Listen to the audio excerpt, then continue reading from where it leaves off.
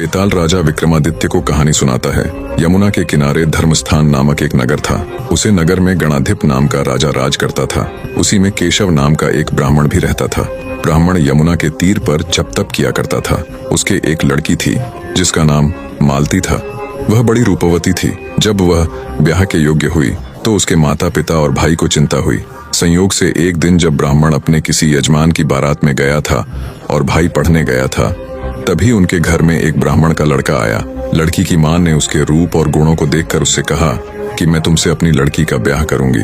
उधर ब्राह्मण पिता को भी एक दूसरा लड़का मिल गया और उसने उस लड़के को भी यही वचन दे दिया।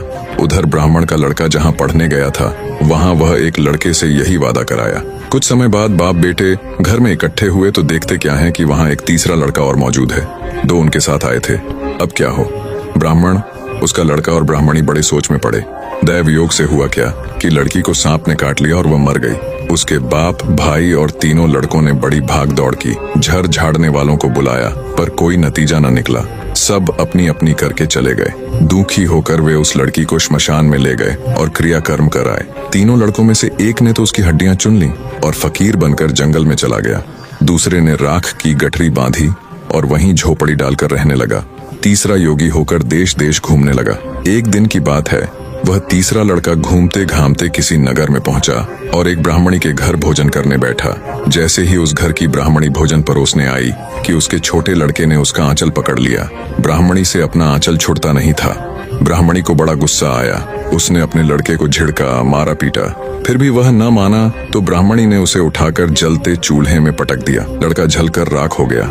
ब्राह्मण बिना भोजन किए ही उठ खड़ा हुआ। घर वालों ने बहुतेरा कहा पर वह भोजन करने के लिए राजी न हुआ। उसने कहा, जिस घर में ऐसी राक्षसी हो उसमें मैं भोजन नहीं कर सकता। इतना सुनकर वह आदमी भीतर गया और संजीवनी विद्या की पोथी लाकर एक मंत्र पढ़ा।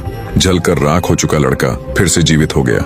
यह देखकर ब्राह्मण सोचने लगा कि अगर यह पोथी मेरे हाथ पड़ जाए तो मैं भी उस लड़की को फिर से जला सकता हूँ। इसके बाद उसने भोजन किया और वहीं ठहर गया।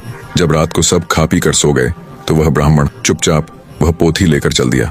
जिस स्थान पर उस लड़की को जलाया गया था वहां जाकर उसने देखा कि दूसरे लड़के वहां बैठे बातें कर रहे हैं। इस ब्राह्मण के यह कहने पर कि उसे संजीवनी विद्या की पोथी मिल गई है और वह मंत्र पढ़कर लड़की को जिला सकता है, उन दोनों ने हड्डियां और राख निकाली। ब्राह्मण ने जैसे ही मंत्र पढ़ा वह लड़की जी उठी। अब तीनों उसके पीछे आपस में झगड़ने लगे। इतना कहकर बेताल बोला, राजा बताओ कि वह लड़की किसकी स्त्री होनी चाहिए?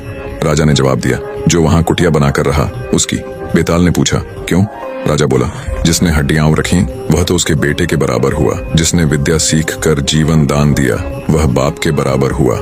जो राख लेकर रमा रहा वही उसकी हकदार है। राजा का यह जवाब सुनकर बेताल फिर पेड़ पर जा लटका। राजा को फिर लौटना पड़ा और जब वह उसे लेकर चला तो बेताल ने तीसरी कहानी सुनाई।